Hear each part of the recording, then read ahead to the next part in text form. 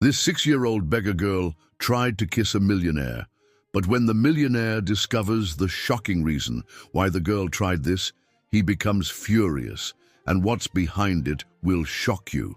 Subscribe to the channel to support my work and comment what your biggest dream in life is. The cold Chicago wind cut through Jonathan Whitmore's expensive wool coat as he stepped out of the charity gala. His polished shoes clicked against the pavement while he made his way through the parking lot, the city lights casting long shadows between the rows of luxury vehicles. The evening had been a success. Another $500,000 raised for affordable housing, another round of handshakes and promises from fellow real estate moguls. Yet something felt hollow about it all. He loosened his bow tie, exhausted from maintaining his public persona all night. At 52, Jonathan had built his empire from nothing, transforming Whitmore Development into one of Chicago's premier real estate firms. But success had come at a price. His marriage had crumbled years ago, leaving him alone in his penthouse overlooking Lake Michigan, surrounded by wealth but little warmth. The sound of running footsteps broke through his thoughts. Before he could react, a small figure darted out from between two cars. A little girl, no more than 6 years old, rushed toward him with an urgency that made his chest tighten. Her blue dress was torn and dirty, her feet bare despite the bitter cold. But it was her eyes that struck him, wide with terror and brimming with tears, as if someone was forcing her to do something unspeakable. She reached for him, trying to kiss him, and Jonathan's instincts kicked in. He gently but firmly gripped her shoulders, holding her at arm's length. In that instant, a bright flash illuminated the darkness. His blood ran cold as he spotted a figure ducking between cars, camera in hand. The setup became crystal clear. He'd nearly walked right into a trap that could have destroyed everything he'd built. The little girl collapsed into sobs, her tiny body shaking. I'm sorry," she choked out between gasps. "He said he'd hurt me if I didn't." Her voice was barely a whisper, raw with fear. Jonathan knelt beside her, his own hands trembling slightly as anger and shock coursed through him. "Who told you to do this? Who sent you?" he asked, trying to keep his voice gentle despite the rage building inside him. "The man from your building," she hiccuped. "He showed me a picture, said you were bad, that it would help everyone if—" She couldn't continue, dissolving into fresh tears. Someone from his own company. The realization hit him like a physical blow. He'd known there were people gunning for his position, but this level of calculation, using an innocent child as a pawn, it made him sick. "What's your name?" he asked, shrugging off his coat and wrapping it around her trembling shoulders. "Sarah," she whispered, clutching the coat around herself. I don't have anywhere to go. He found me behind the shelter and said—" Jonathan's jaw clenched.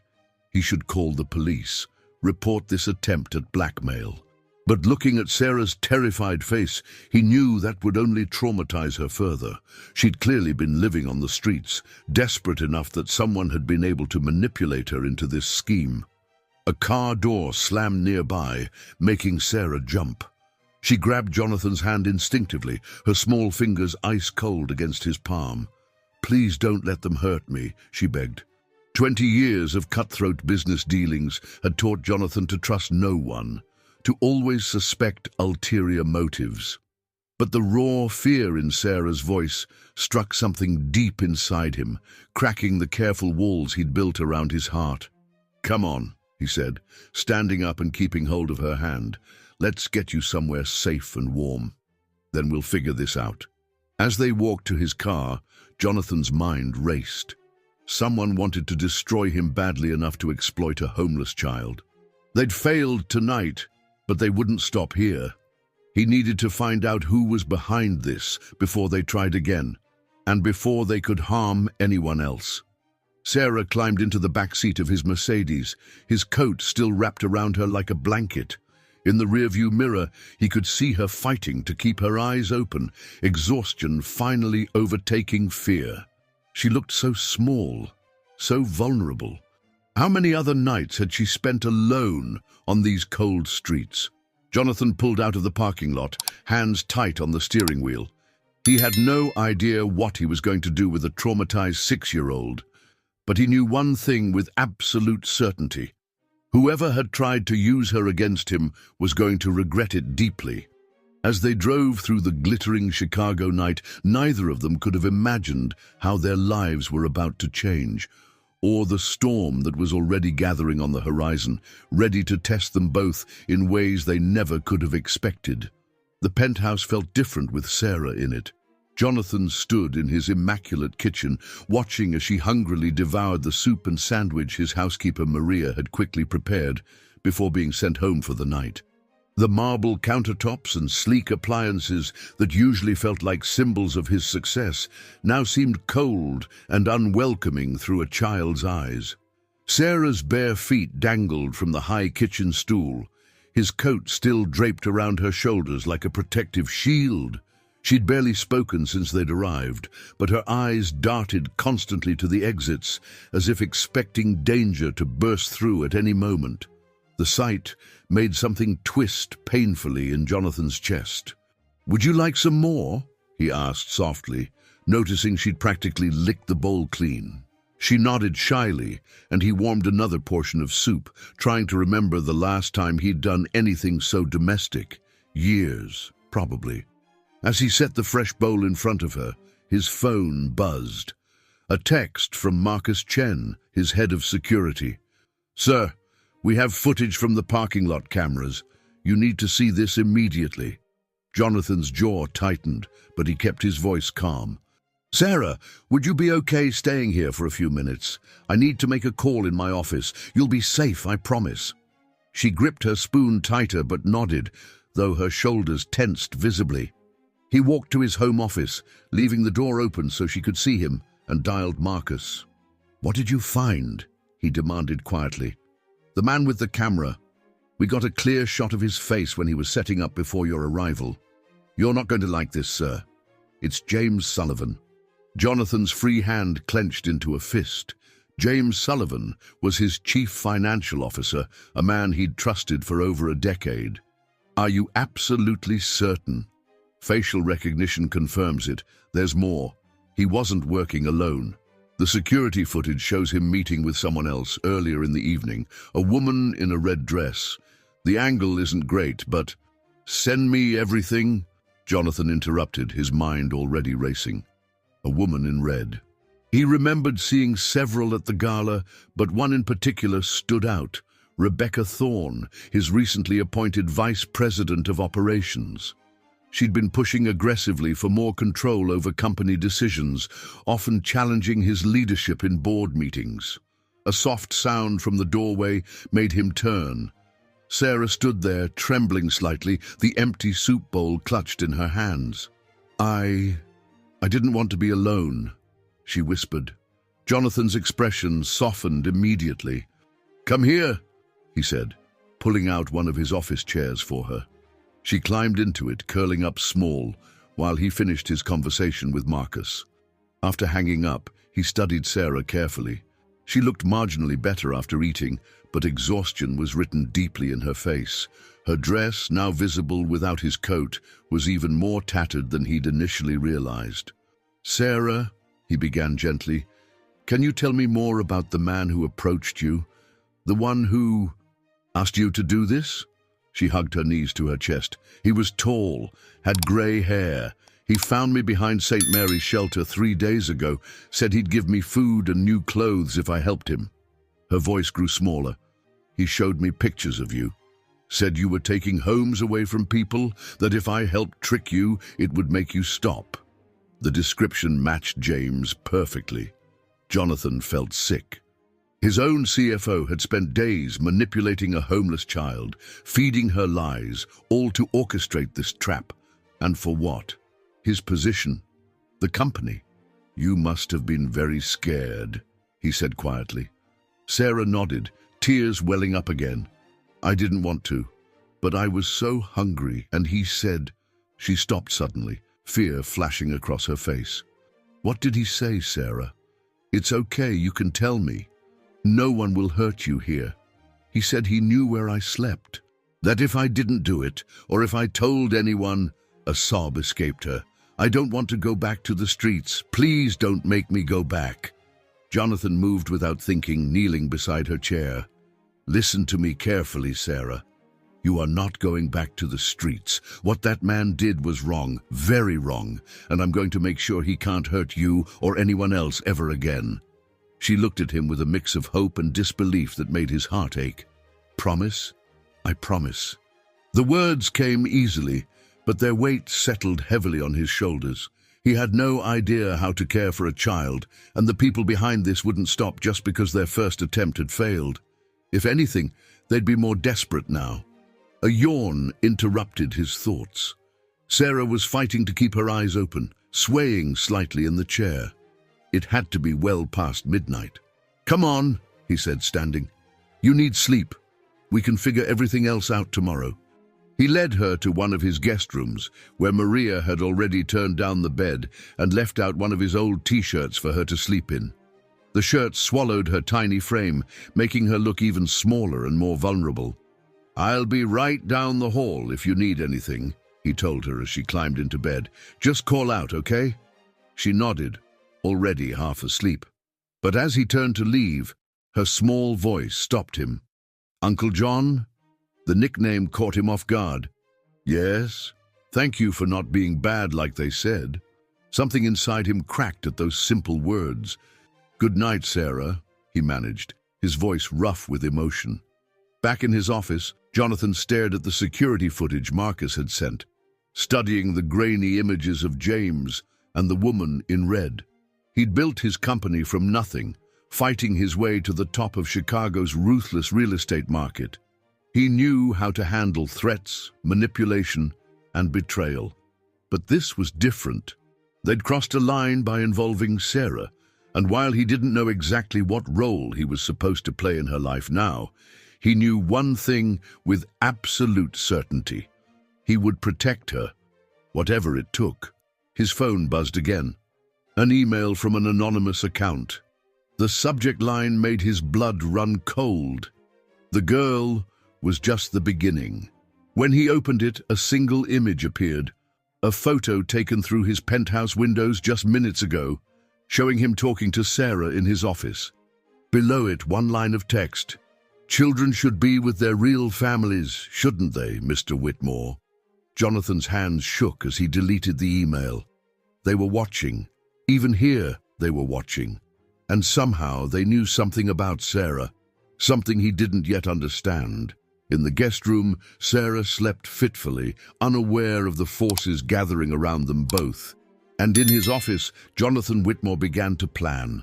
Knowing that tomorrow would bring challenges neither of them were truly prepared to face. Dawn brought chaos to Jonathan's carefully ordered world. His phone hadn't stopped ringing since 6 a.m., when the first news outlet caught wind of a disturbance at the charity gala. By 8, social media was buzzing with whispers about Chicago's most prominent real estate developer and a mysterious child. The story was spreading like wildfire, twisted and distorted with each retelling. Maria arrived early, her motherly instincts taking over as she fussed over Sarah at breakfast. The little girl seemed overwhelmed by the enormous dining room, shrinking in her chair as she picked at the pancakes Maria had lovingly prepared. She wore a set of children's clothes Maria had rushed out to buy before coming to work.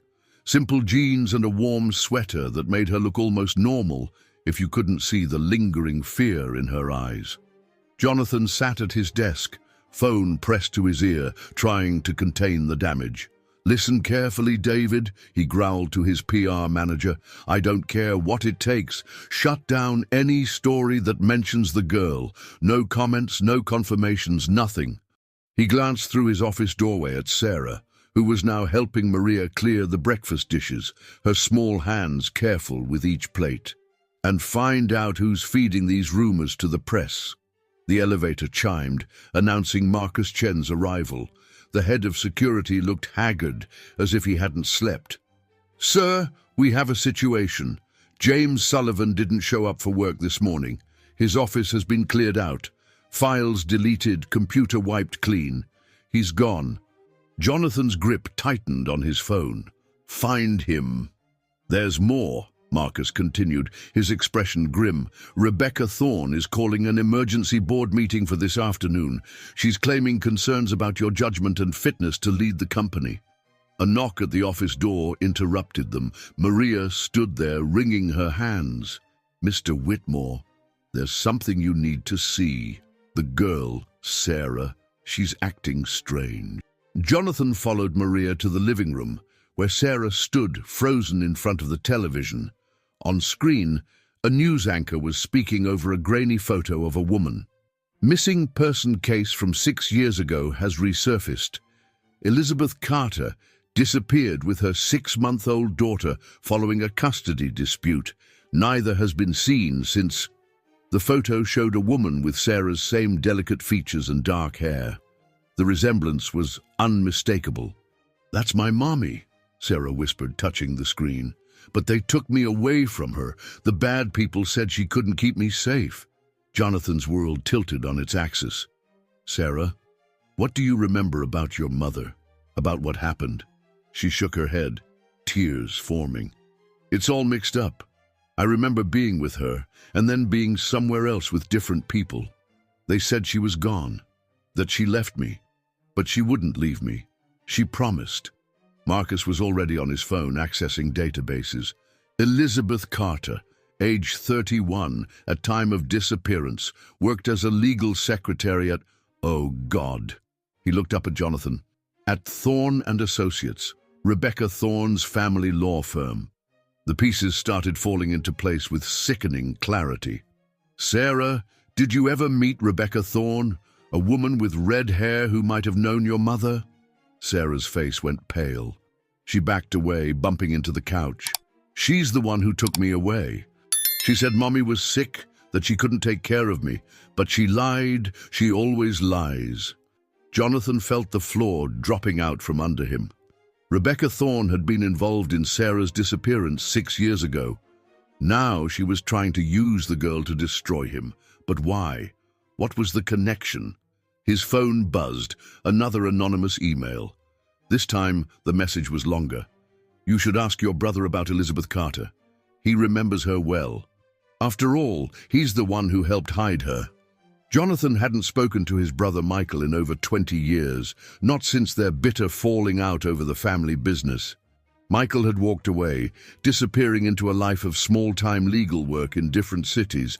But if he was connected to this... "Marcus, find my brother. Now." Sarah's small hand slipped into his.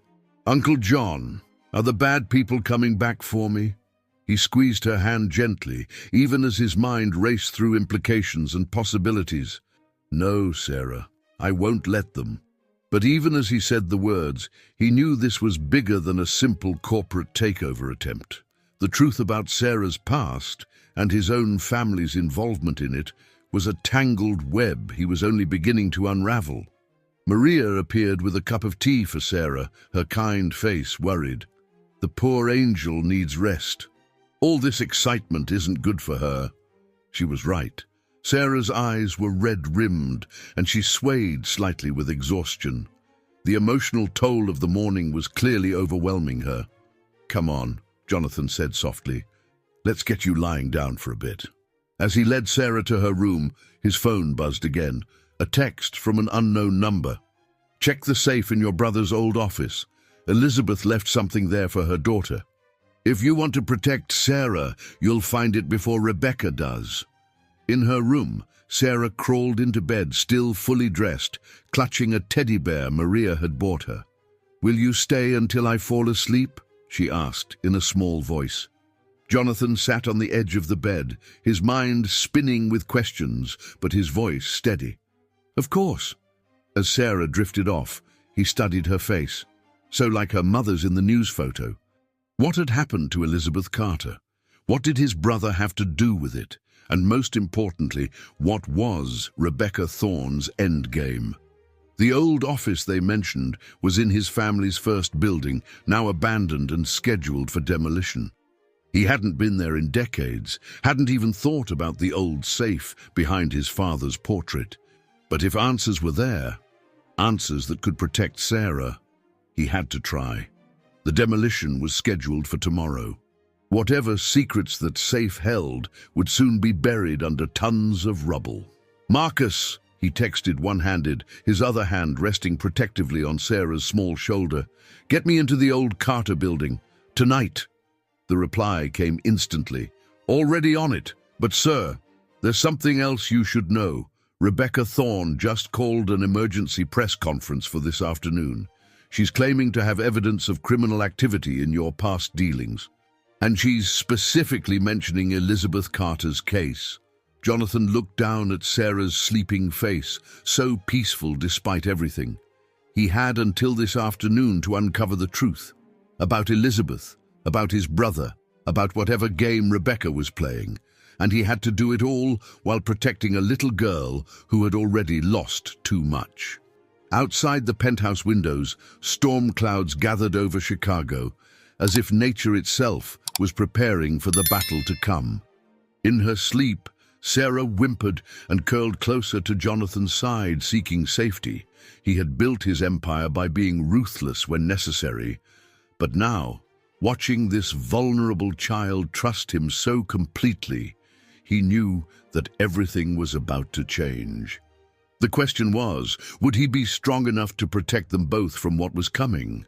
The answer lay in a dusty old safe, in a building set for destruction, guarded by secrets 2 decades old, and time was running out. The old Carter building loomed before them in the gathering dusk, its weathered facade a ghost of the proud structure it had once been. Jonathan stood in the shadow of the entry, Sarah's small hand clutched tightly in his. He hadn't wanted to bring her, but leaving her at the penthouse had seemed even more dangerous after another threatening email arrived. Maria walked on Sarah's other side, having refused to let them come alone. Her presence was reassuring, a buffer of normalcy in this increasingly surreal situation. Marcus led the way with a flashlight, having disabled what remained of the building's security system. "Stay close," Jonathan murmured as they entered the musty lobby. Their footsteps echoed on the marble floor, stirring decades of dust. Sarah pressed closer to his side, her eyes wide in the beam of the flashlight. The elevator was long dead, so they took the stairs to the 4th floor, where the old executive offices had been. Jonathan's heart pounded with each step, not from exertion, but from the weight of memories. He had practically grown up in this building, watching his father build the family business from nothing, never suspecting the secrets that might be hidden within these walls.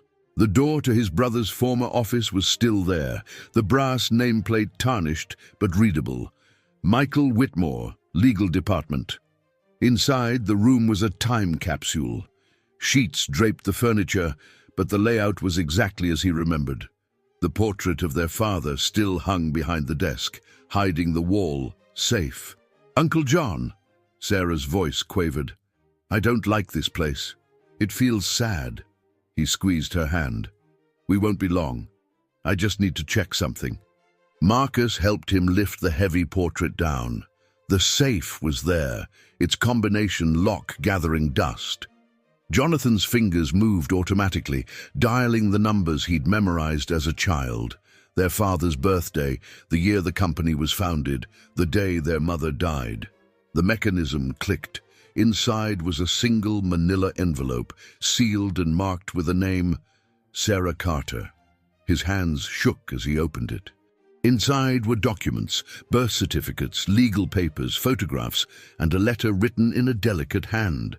He began to read, his flashlight illuminating words that changed everything. "My dearest Sarah, if you're reading this, then I failed to protect you. I'm so sorry, my darling girl. I thought I could trust Rebecca when she offered to help us escape, but I was wrong. She never intended to save us. She wanted to use us to destroy the Whitmore family. You see, sweetheart, your father wasn't just anyone. He was Michael Whitmore. We fell in love when I was working at the law firm, but Rebecca discovered our relationship. She threatened to expose everything unless Michael helped her take control of Whitmore Development from his brother Jonathan. But there was more. Rebecca had evidence of illegal dealings in the company's past, things that could ruin both brothers. She tried to force Michael to testify against Jonathan to help her take everything. When he refused, she turned on us both. I'm hiding this letter where I pray it will be safe, in the only place Rebecca would never think to look, Michael's old office. If you find it, go to Jonathan. Despite what Rebecca has claimed, he's a good man. He never knew about us, about you. Michael kept the secret to protect everyone. I love you more than life itself, my precious girl. Whatever happens, remember that. All my love, Mom. Jonathan lowered the letter, his mind reeling. Sarah was his niece, his brother's daughter, the child he'd never known existed. What is it? Maria asked softly, noting his shocked expression. Before he could answer, Marcus's voice cut through the darkness. Sir, we've got company. Multiple vehicles just pulled up outside. Jonathan quickly gathered everything back into the envelope. We need to move, now. But they'd barely reached the stairwell when voices echoed up from below, leading voices, moving with purpose. Back! Jonathan whispered urgently, guiding them away from the stairs. There's another way down through the old service elevator shaft. They hurried through dark corridors, Sarah trying to keep up on her shorter legs. Behind them, flashlight beams began to illuminate the hallway they'd just left. She's here somewhere, Rebecca's voice carried clearly. Find them! The service elevator access was behind a maintenance door. Jonathan helped Sarah through first, then Maria. The metal rungs of the maintenance ladder were old, but seemed solid enough. Marcus, go with them, get them to the car. Sir, you can't stay. That's an order. Keep them safe. Sarah's eyes filled with tears. Uncle John, please come with us. I'll be right behind you, sweetheart, I promise. But first I need to deal with Rebecca. Marcus hesitated, then nodded grimly. 10 minutes, then we're coming back for you.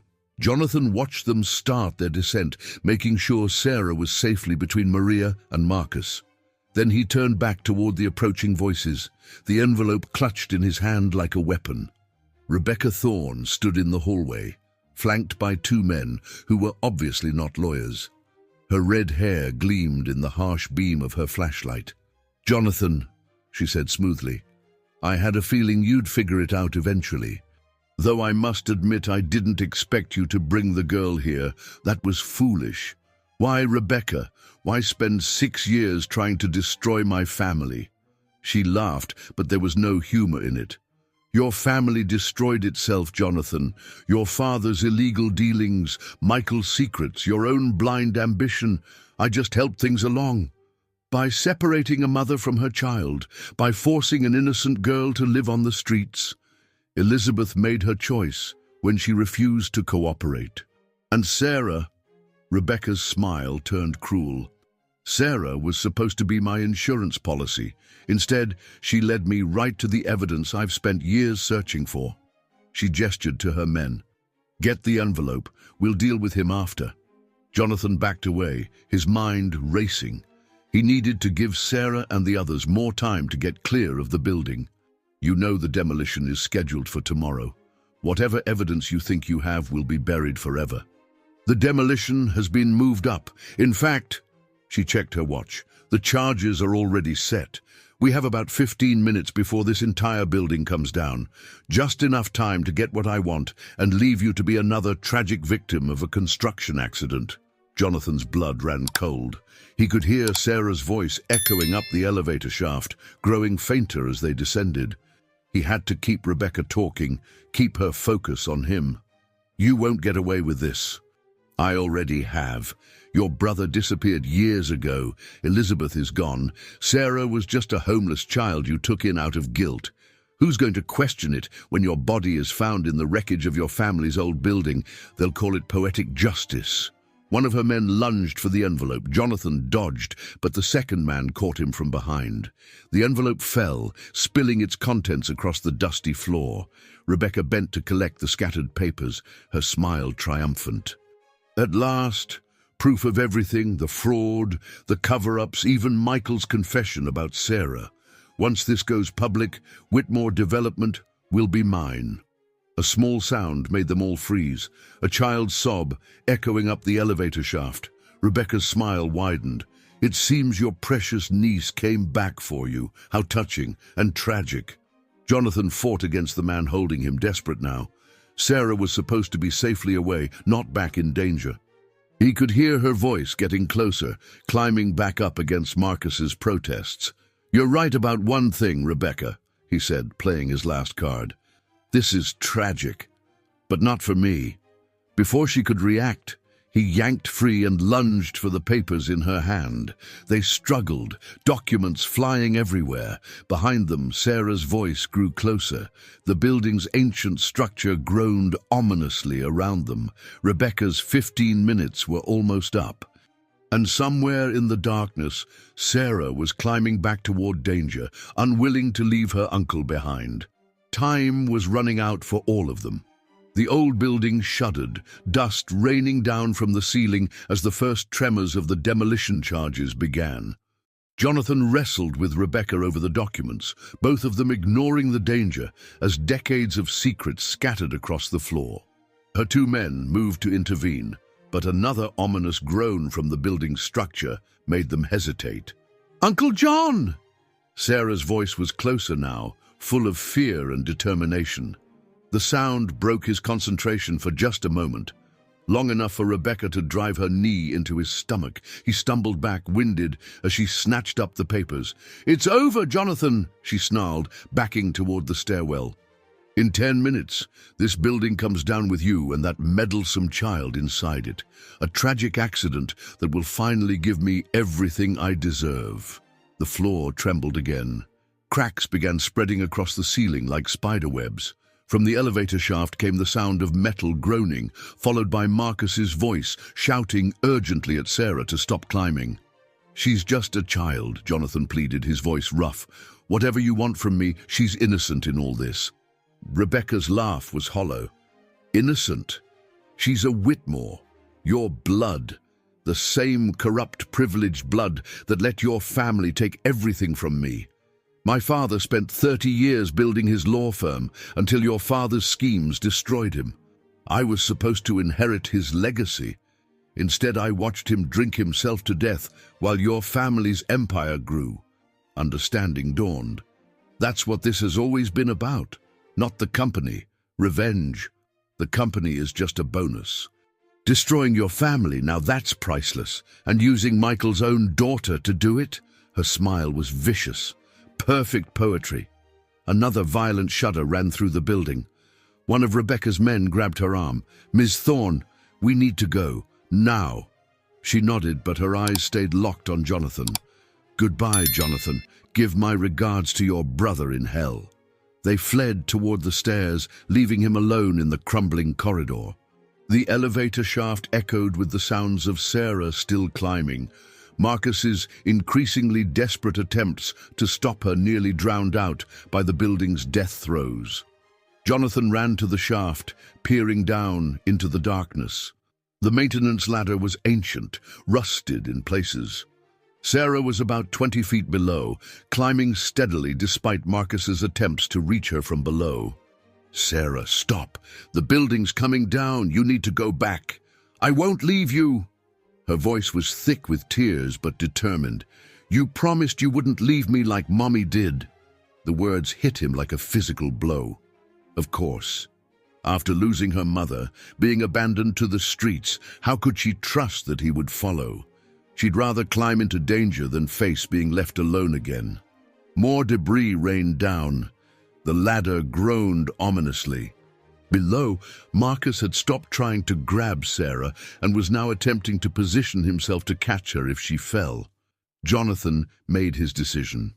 "I'm coming down to you, Sarah, but you have to stop climbing. Please." She hesitated, then nodded.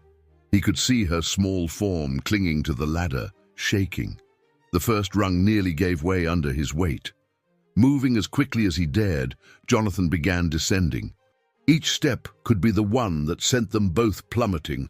but he forced himself to focus only on reaching Sarah. A massive crash from above made them both jump.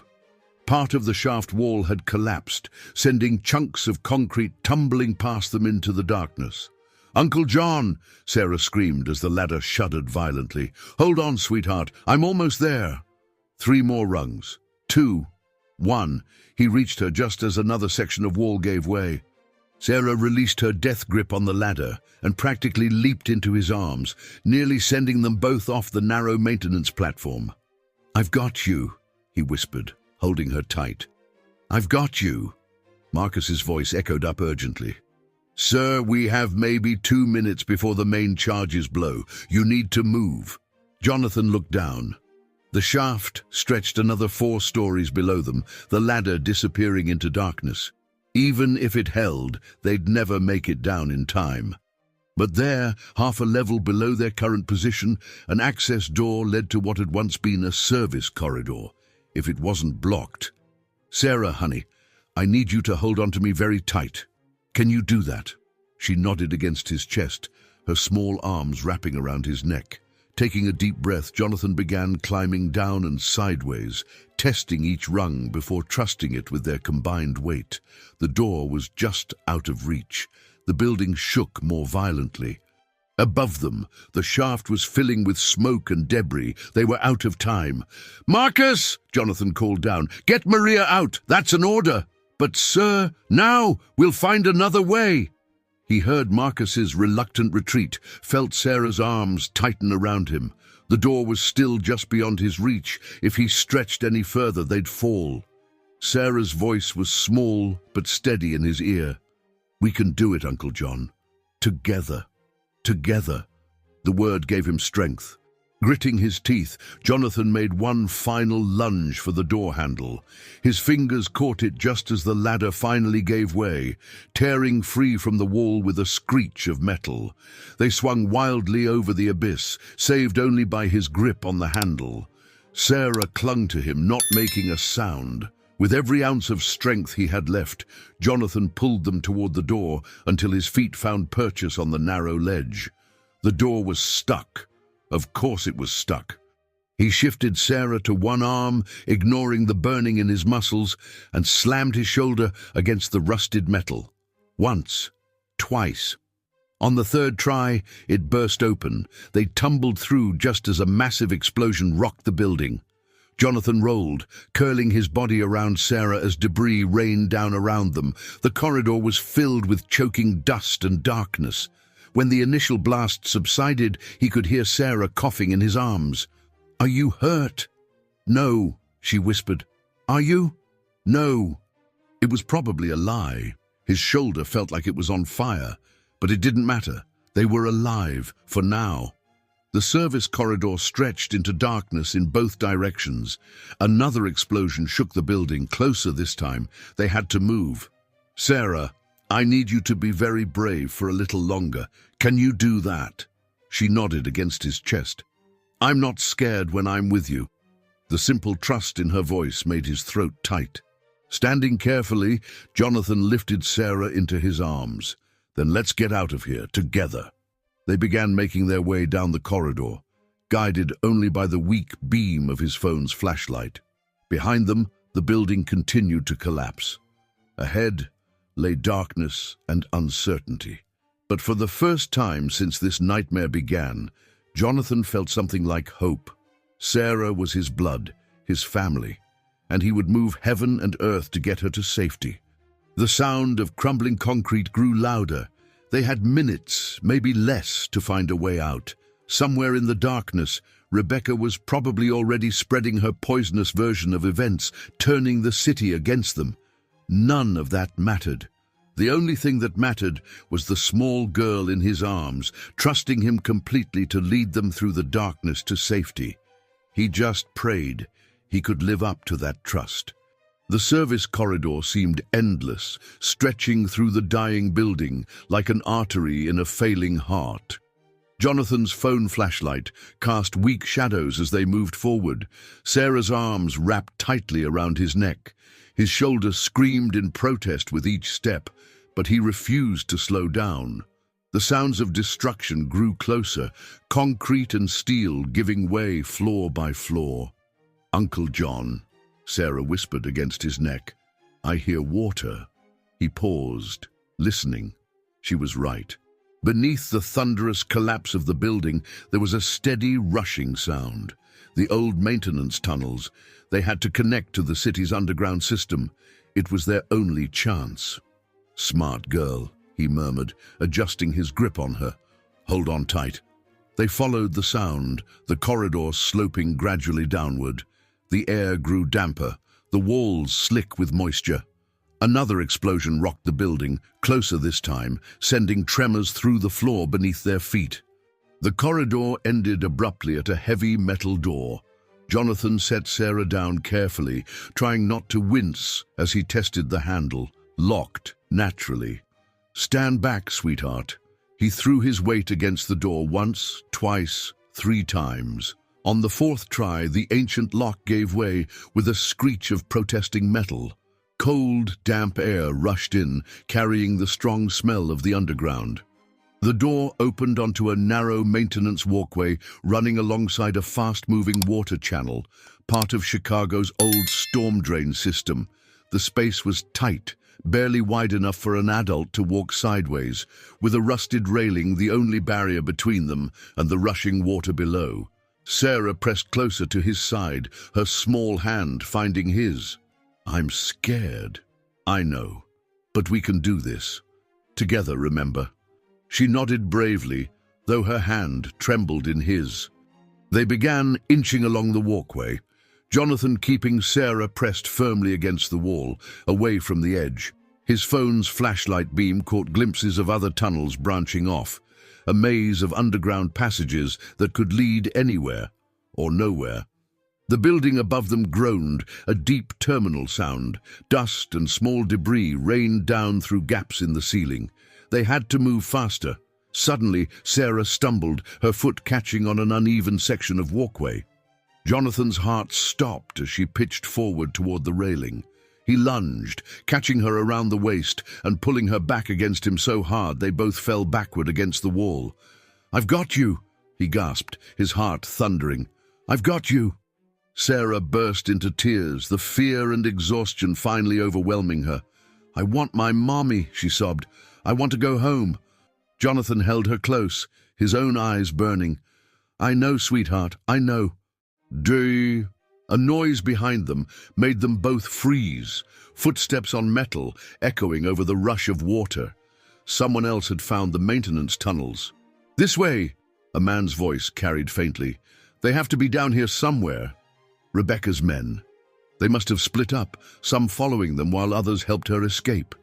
The footsteps grew closer. Jonathan scooped Sarah up again, ignoring the fire in his shoulder, and began moving as quickly as he dared along the narrow walkway. The beam of a flashlight appeared behind them, bouncing off the wet walls. "There!" The shout echoed through the tunnel. "Stop right there, Whitmore." He ran now, no longer caring about the treacherous footing. Sarah clung to him silently, her face buried in his neck. The walkway curved ahead, following the water's path deeper under the city. A gunshot cracked through the tunnel. Jonathan instinctively curled around Sarah as chips of concrete exploded from the wall beside them. "Stop, or the next one won't miss." The walkway dead-ended 30 feet ahead at another maintenance door. Even if it wasn't locked, they'd be trapped. Unless... Jonathan set Sarah down, keeping his body between her and their pursuers. "Sarah, listen to me carefully. Do you trust me?" She nodded, her eyes huge with fear. "That door ahead, as soon as we reach it, I want you to hide behind it. No matter what happens, no matter what you hear, stay hidden until you hear Marcus's voice. Only Marcus. Promise me. But promise me, Sarah." "I promise," she whispered. They reached the door, just as another shot rang out. This one caught Jonathan in the left arm, spinning him against the wall. He forced himself to stay upright, fumbling with the door handle as footsteps approached. The door opened with a groan. Sarah slipped behind it as he'd instructed, pressing herself into the shadowy space between the door and wall.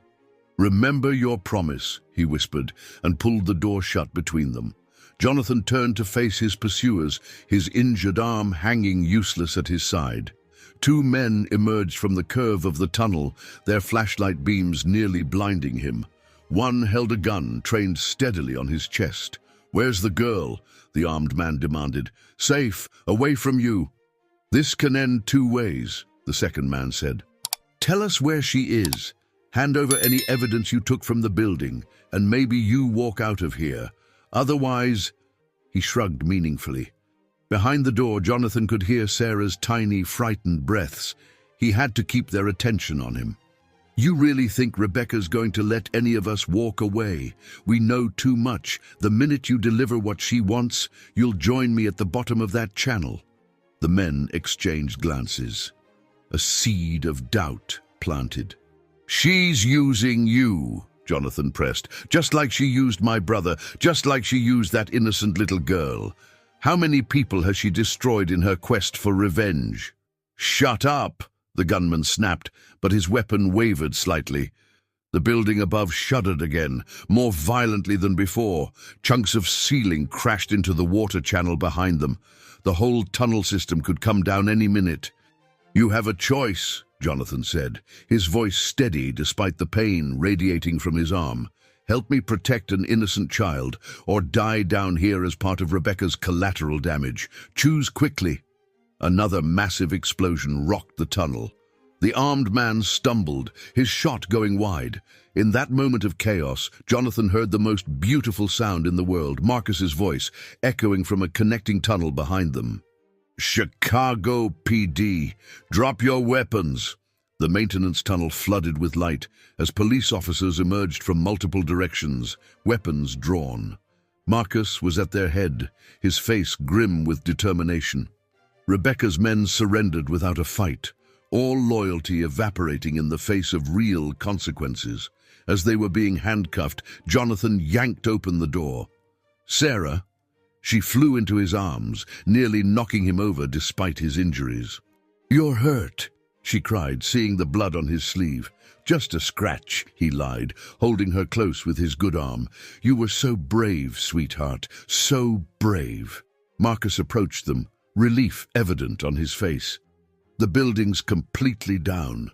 They found Rebecca trying to flee the scene. She's in custody. "But, sir, there's something else you need to know." Jonathan looked up sharply at his tone. "They found someone else at the scene. Someone who says he has information about Elizabeth Carter, about what really happened 6 years ago." Sarah's head snapped up. "My mommy." Marcus nodded solemnly. "Your Uncle Michael turned himself in. He's ready to tell the whole story." Jonathan's knees went weak. His brother was back. After 20 years of silence, after all the secrets and lies, Michael was finally ready to talk. But as he looked down at Sarah's hopeful face, he realized this wasn't the end of their story. In many ways, it was just the beginning. "Let's get out of these tunnels," he said softly. "It's time we all heard the truth." Sarah's hand slipped into his as they followed Marcus toward safety. Behind them, water continued to rush through the darkness, washing away the last traces of the old Whitmore building and all its secrets. But the biggest revelations were still to come, and somewhere in the city above, Michael Whitmore waited to share a truth that would change all their lives forever. The hospital room was quiet except for the steady beeping of monitors. Jonathan sat in an uncomfortable chair, his injured arm properly bandaged now, watching Sarah sleep in the too large hospital bed. The doctors had insisted on keeping her overnight for observation. Dehydration, exhaustion, and the emotional trauma of the past few days had taken their toll on her small body. Maria dozed in another chair on the opposite side of the bed, having refused to leave Sarah's side. Her weathered hand rested protectively on the girl's blanket, a silent promise of continued care. The sight made Jonathan's throat tight with emotion. A soft knock at the door broke the peaceful tableau. Marcus entered, his usual composed demeanor showing signs of strain. "He's here," he said quietly. Jonathan nodded, carefully standing to avoid waking Sarah. In the hallway, flanked by 2 police officers, stood his brother Michael. 20 years had changed him. His hair was more grey than black now, his face lined with worry and regret. But his eyes were the same, carrying that mixture of intelligence and guilt that Jonathan remembered from their last confrontation. "Hello, Jonathan," Michael said softly. "Let's talk somewhere private," Jonathan replied, leading the way to a small consultation room down the hall. The officers remained outside while the brothers entered, facing each other across decades of silence. "How's your arm?" Michael asked, gesturing to the bandage. "It's fine. Flesh wound." Jonathan's voice was clipped. "You didn't turn yourself in to discuss my injuries." Michael sank into a chair, suddenly looking every one of his 55 years. "No, I didn't. I came because it's time to tell the truth. All of it. About Elizabeth, about Sarah, about everything that happened 6 years ago." "Start talking." Michael took a deep breath. "I met Elizabeth at Thorne and Associates when I was handling some routine real estate cases. She was different from anyone I'd ever known, brilliant, kind, with this way of seeing through all the corporate politics to what really mattered. We fell in love, kept it secret because of the firm's policies about workplace relationships." He paused, his hands clasped tightly in his lap. "When she got pregnant, we planned to leave together. Start fresh somewhere else. But then I discovered something in the firm's files, evidence that Rebecca Thorne had been helping her father embezzle millions from their clients' accounts. When I confronted her, she turned it around on me." "What do you mean?" "She had proof that our father had done the same thing years ago, used client funds to keep Whitmore Development afloat during the recession. If I exposed her family's crimes, she'd expose ours. Everything you'd built would have been destroyed." Jonathan's jaw clenched. "So you ran, left Elizabeth to face Rebecca alone." "No!" Michael's voice cracked. "I tried to protect them both, Elizabeth and Sarah. I set up new identities, arranged for them to disappear somewhere safe, but Rebecca found out. She threatened to have Elizabeth arrested for kidnapping if I didn't help her take control of the company. What did you do?" "I refused. Told her I'd rather see everything collapse than help her destroy my family. That's when—" Michael's voice faltered. "That's when Elizabeth disappeared, really disappeared. The police investigation went nowhere. I searched for years, but it was like she'd vanished completely. And Sarah—" His eyes filled with tears. "I never knew what happened to my daughter. Until now." Jonathan paced the small room, absorbing this new information. "Why didn't you come to me? We could have faced it together." "Because I knew you, brother. You would have fought, exposed everything, gone down swinging. I couldn't let that happen. You'd worked too hard, built too much. It was my mess. I had to protect you from it." "Protect me?" Jonathan's voice rose sharply. "Your daughter spent years on the streets. The woman you loved vanished, and now Rebecca nearly killed us all trying to bury the truth. How is that protection?" "I was wrong," Michael whispered. "So terribly wrong. When I saw the news about the building collapse, about Sarah being found, I knew I couldn't hide anymore. Rebecca had to be stopped." "What happened to Elizabeth?" "The real story." Michael's face crumpled. "Rebecca arranged for her to be committed to a private mental health facility under a false name. Said she was delusional, a danger to her child. By the time I tracked her down, she'd—" He couldn't continue. Jonathan felt the blood drain from his face. "She's dead. She took her own life 3 years ago. The guilt of losing Sarah, of not being able to protect her, it broke her. I found out too late, always too late." The silence that followed was deafening. Jonathan stared at his brother, seeing the weight of grief and regret that had aged him beyond his years. "Sarah asks about her mother every day," he said finally. "She deserves to know the truth." "I know." Michael's voice was barely audible. "But how do you tell a child something like that? How do you explain that her mother died believing she'd failed to protect her? That her father was too much of a coward to save either of them?" Before Jonathan could respond, A commotion erupted in the hallway. Maria's voice raised in alarm, followed by the sound of running feet. Both brothers rushed to the door. Sarah's hospital room was empty, the bedsheets thrown back. Maria stood in the doorway, distraught. "She woke up and heard voices," she explained frantically. "When she saw him through the window," she pointed at Michael, "she just ran." Jonathan's heart slammed against his ribs. "Which way?" "Toward the elevator, but it was already going up." "The roof," Michael said suddenly. "Elizabeth used to say high places made her feel closer to heaven. If Sarah has any of her mother's memories—" They raced for the stairs, Jonathan's injured arm forgotten in his panic. 6 flights up, they burst onto the roof. The night air was cold, the city lights spreading out below them like fallen stars. Sarah stood near the edge, her hospital gown whipping in the wind.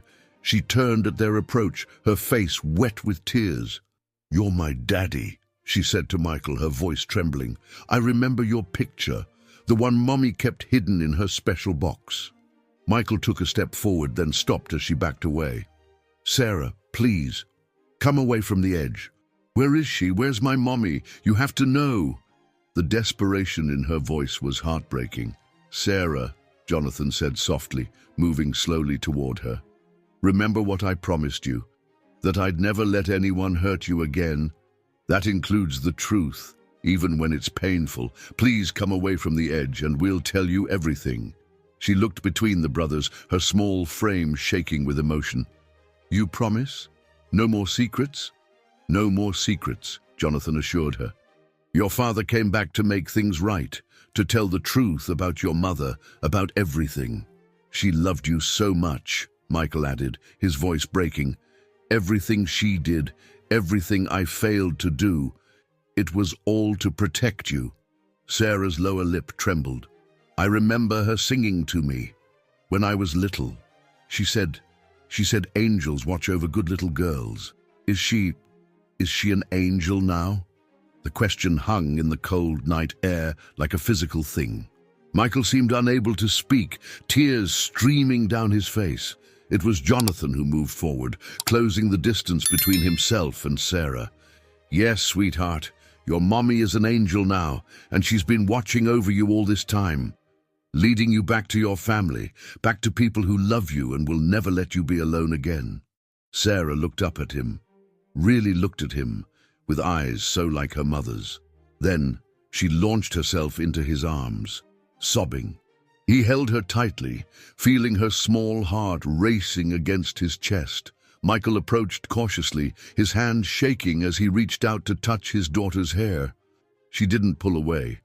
"I'm so sorry," he whispered. "Please, give me a chance to make it right, to be the father you deserve." Sarah's hand found his, though she kept her face pressed against Jonathan's shoulder. A connection, tentative but real. Together, they made their way back inside, away from the edge, away from the painful past and toward whatever future they could build from these broken pieces. In her hospital room, Sarah finally allowed Michael to hold her, to tell her stories about her mother, the good memories, the love that had never died. Jonathan watched them from the doorway, his heart full of a bittersweet mixture of joy and sorrow. Maria appeared at his side, pressing a cup of coffee into his hand. "Family," she said simply, with all the wisdom of her years. "Sometimes it breaks, but sometimes, with love and truth, it can be rebuilt." Jonathan nodded, unable to speak past the lump in his throat. Outside the window, the first light of dawn was breaking over Chicago. A new day, a new beginning. And somewhere, he liked to think, Elizabeth was finally at peace, knowing her daughter was safe, loved, and no longer alone. The days following Sarah's hospital release unfolded in a delicate dance of adjustment and healing. Jonathan's penthouse, once a monument to solitary success, transformed into something warmer as Sarah's presence filled its empty spaces. Michael had taken a small apartment nearby, spending his days slowly rebuilding his relationship with his daughter while cooperating with authorities to build their case against Rebecca Thorne. One morning, Jonathan found Sarah sitting cross-legged on the floor of what had become her room, carefully arranging items in a wooden box Maria had given her. It was similar to the one Elizabeth had kept her memories in, and Sarah had taken to collecting her own treasures, small things that helped her piece together her past and present. "What have you got there?" he asked, sitting beside her despite his still healing arm. Sarah held up a slightly wrinkled photograph. "Daddy gave me this. It's Mommy, when she was happy." The image showed Elizabeth in a garden somewhere, laughing at the camera, her dark hair catching sunlight. The resemblance to Sarah was striking. "She's beautiful," Jonathan said softly. "Just like you." Sarah traced her mother's face with a gentle finger. "Sometimes I dream about her. She's singing that song she used to sing, about angels and starlight. But when I wake up, I can't remember all the words." Jonathan's heart ached. "Maybe your father knows it. We could ask him." She nodded, then pulled something else from the box, the teddy bear Maria had bought her that first night. "I named him Uncle John," she announced, "because he makes me feel safe." Jonathan had to swallow hard, past the sudden tightness in his throat. "That's quite an honor." "Did you know my mommy was an angel even before she went to heaven?" Sarah asked suddenly, her expression serious. "Daddy said she used to help people who couldn't pay their rent. She'd stay late at work and fix their papers so they could stay in their homes." Understanding dawned. Elizabeth hadn't just discovered the Thorns' embezzlement by accident. She'd found it while trying to help others. Her compassion had led her straight to their corruption. "Uncle John." Sarah's voice pulled him from his thoughts. "Are you sad?" He managed a smile. "No, sweetheart. Just thinking about how special your mommy was. Daddy cries sometimes when he talks about her," she confided. "He thinks I don't see, but I do. Is it okay that I don't cry as much? I want to remember her, but you were very young when you lost her," Jonathan finished gently. "It's okay to feel however you feel, Sarah. There's no right or wrong way to miss someone." She leaned against him, her small body warm and trusting. "I'm glad I have you and Daddy now, and Maria, and Marcus. It's like Mommy made sure I had a whole new family." "I think you're right about that," Jonathan said, kissing the top of her head.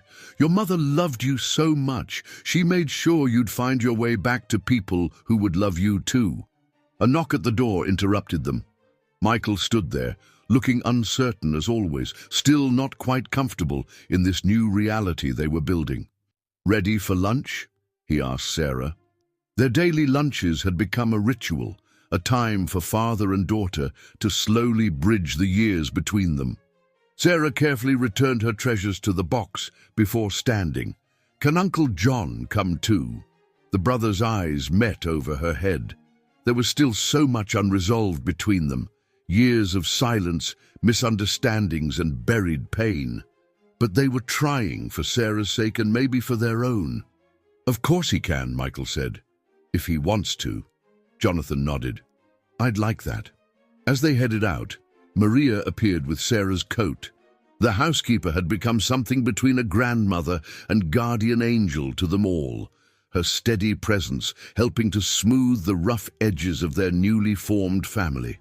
"Button up," she instructed Sarah. "November winds are nothing to trifle with." The restaurant was a small Italian place nearby, quiet enough for conversation. Sarah sat between her father and uncle, happily twirling pasta while they talked about safe topics. Her upcoming school enrollment, the renovation of her room, the latest books she was reading. But there were harder conversations happening too, when Sarah wasn't around. The case against Rebecca Thorne was building, with Michael's testimony as the cornerstone. The evidence of financial crimes stretched back decades, implicating not only the Thornes, but raising questions about the Whitmore family's past as well. That evening, after Sarah was asleep, the brothers sat in Jonathan's office, facing the legacy of their father's choices. "The prosecutor says they can protect the company," Michael explained, studying his glass of scotch. "Focus the investigation solely on Rebecca's crimes. Leave the past buried." but it doesn't feel right. We'd be doing exactly what she did, hiding the truth to protect ourselves. Jonathan was quiet for a long moment. What would Elizabeth do? Michael's hand tightened on his glass. She'd tell the truth, all of it, no matter the cost. Then that's what we do. We come clean about everything. Father's misuse of funds, the cover-up, all of it. We make it right. The company can be rebuilt, Jonathan interrupted. Or not. But Sarah deserves to grow up in a family that values truth over pride. We owe her that much. Michael nodded slowly. We'll lose almost everything. We already lost everything that really mattered once, Jonathan said. Our family, our relationship, Elizabeth. We can't get those years back. But we can try to build something better now, something honest. A small sound made them both turn. Sarah stood in the doorway in her pajamas, clutching her teddy bear. I had a bad dream, she whispered. Both men moved at once, their serious discussion forgotten. Sarah climbed into Michael's lap, but reached for Jonathan's hand too. Want to talk about it? Michael asked softly. She shook her head, then said in a small voice, Can you tell me about Mommy instead? A happy story. Michael's eyes met Jonathan's over her head. In that moment, they both understood. The past couldn't be changed, but the future was still unwritten.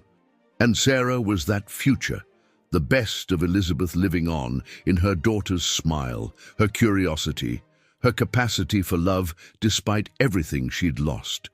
Did I ever tell you about the time your mommy organized a Christmas party for all the children at the homeless shelter? Michael began, his voice growing stronger as he shared the memory. She somehow convinced every lawyer at the firm to donate presents. Sarah snuggled closer, her eyes drooping even as she fought to stay awake. Jonathan watched them together, seeing healing happen in real time. It wouldn't be easy. There would be more difficult days ahead as the truth came out, as they faced the consequences of decades of secrets. But sitting there in the quiet evening, seeing his brother hold his daughter while sharing stories of her mother, Jonathan knew they'd made the right choice.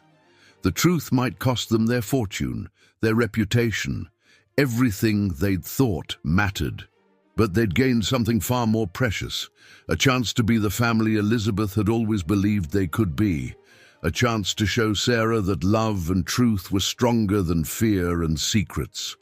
Outside the window, the Chicago skyline glittered like stars fallen to earth. Somewhere in that great city, Rebecca Thorne sat in a cell, her revenge plot unraveled by the very truth she'd tried to bury. And somewhere even further away, Jonathan liked to think Elizabeth was watching over them all, finally at peace, knowing her daughter was surrounded by love. Sarah's breathing deepened as she drifted off to sleep, safe in her father's arms. The brothers sat in comfortable silence, no more words needed. Tomorrow would bring its own challenges, but for now, this moment was enough.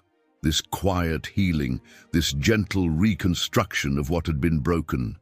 They were building something new from the ashes of the past, something stronger, something real, something that would last. Spring came early to Chicago that year, bringing with it a sense of renewal that seemed fitting. 6 months had passed since the night that had changed everything, and the world had shifted on its axis in ways none of them could have predicted. The morning of Rebecca Thorne's sentencing dawned clear and bright.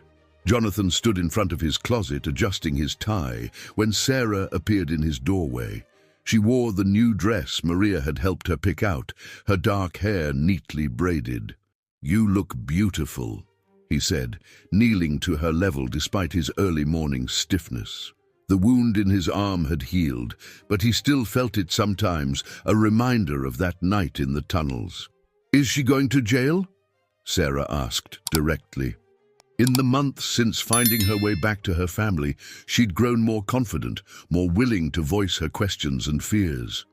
"Yes, sweetheart, for a long time." She nodded, processing this. "Good. She made my mommy sad, and she tried to hurt you." Jonathan pulled her into a gentle hug. still amazed at how naturally such gestures came now. "She can't hurt any of us anymore." The courthouse steps were crowded with reporters when they arrived. Michael was already there, looking distinguished in his dark suit despite the new lines worry had carved in his face. The brothers had faced the media storm together over the past months, weathering the exposure of old family secrets with a unity that would have seemed impossible a year ago. The Whitmore family's public confession had sent shockwaves through Chicago's business community. Their father's financial misconduct, the years of cover-ups, everything had come to light. The company had survived, but changed, restructured, downsized, with a new focus on ethical development and affordable housing programs that would have made Elizabeth proud. Inside the courtroom, Rebecca Thorne sat at the defendant's table, her red hair faded, her designer clothes replaced by simple business attire. She didn't look at them as they entered, but her shoulders tensed, sensing their presence. The evidence against her had been overwhelming. Not just the financial crimes, but the deliberate manipulation of Elizabeth's mental health records, the conspiracy to separate mother and child, the years of calculated revenge that had ultimately led to Elizabeth's death. The jury had taken less than 2 hours to find her guilty on all counts. Sarah sat between her father and uncle as the judge delivered the sentence. 25 years, no possibility of early release.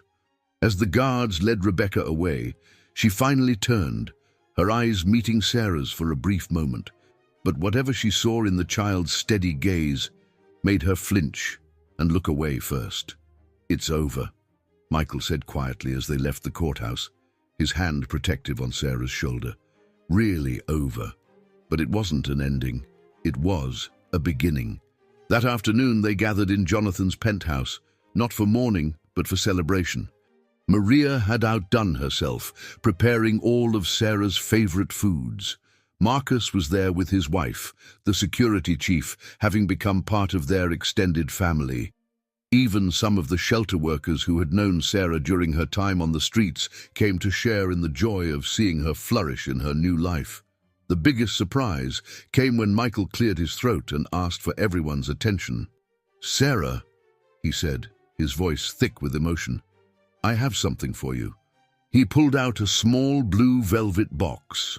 Inside was a delicate silver locket, clearly antique. "This was your mother's," he explained as Sarah touched it reverently. "She wore it every day when we first met." Inside, Sarah opened it carefully. There, perfectly preserved, was a tiny photograph of Elizabeth holding a baby. Sarah, in her earliest days, before everything fell apart. "She never stopped loving you," Michael continued, helping Sarah fasten the locket around her neck. "And she'd be so proud of the amazing girl you've become."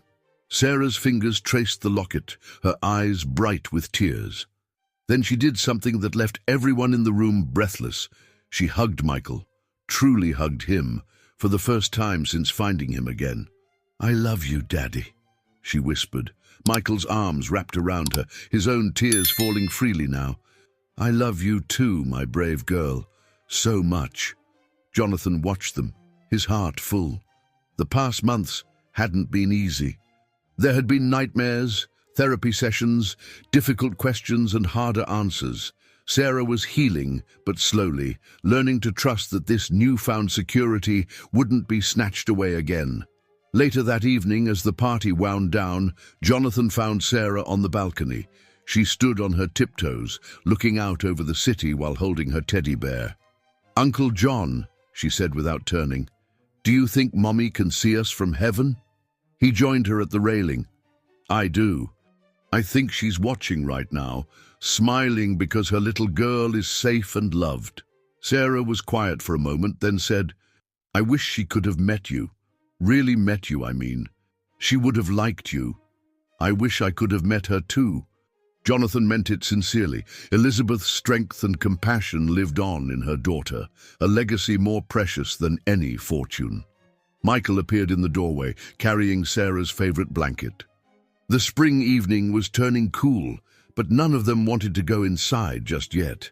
This moment felt too important somehow. Sarah moved to stand between them, one hand holding her father's, the other clutching Jonathan's. Above them, the first stars were appearing in the darkening sky. "You know what?" she said thoughtfully. "I think Mommy did send me to find you that night. Both of you. She knew I needed my daddy and my uncle to be whole again." The brothers exchanged glances over her head, seeing in each other's eyes the same understanding. They had lost their way once, let pride and fear drive them apart. But through Sarah, through Elizabeth's final gift to them all, they had found their way back to what really mattered. "Watch, Uncle John!" Sarah pointed excitedly as a shooting star streaked across the sky. "Make a wish!" But Jonathan didn't need to wish for anything. Everything he could want was right here on this balcony. His brother, restored to him after so many years of silence. His niece, whose love had cracked open his careful walls and taught him to feel again. And the sense of Elizabeth's presence, a gentle reminder that sometimes the greatest gifts come disguised as our greatest challenges. Inside, Maria was humming as she cleaned up, her warm presence a cornerstone of their rebuilt family. Marcus chatted with the remaining guests, his quiet strength having helped carry them through their darkest days. And all around them, the city stretched out under the emerging stars, full of new possibilities. Sarah began to sing softly, a tune that made Michael's breath catch, Elizabeth's lullaby about angels and starlight, the one Sarah had remembered in fragments. But now the words came clearly, as if her mother's voice was carrying them on the evening breeze. The three of them stood together, a family forged in fire and rebuilt with love, while Sarah's sweet voice lifted into the gathering night. And somewhere, Jonathan believed, Elizabeth was singing along, her heart at peace knowing that her greatest wish had been granted. Her daughter was safe, loved, and finally, irrevocably home.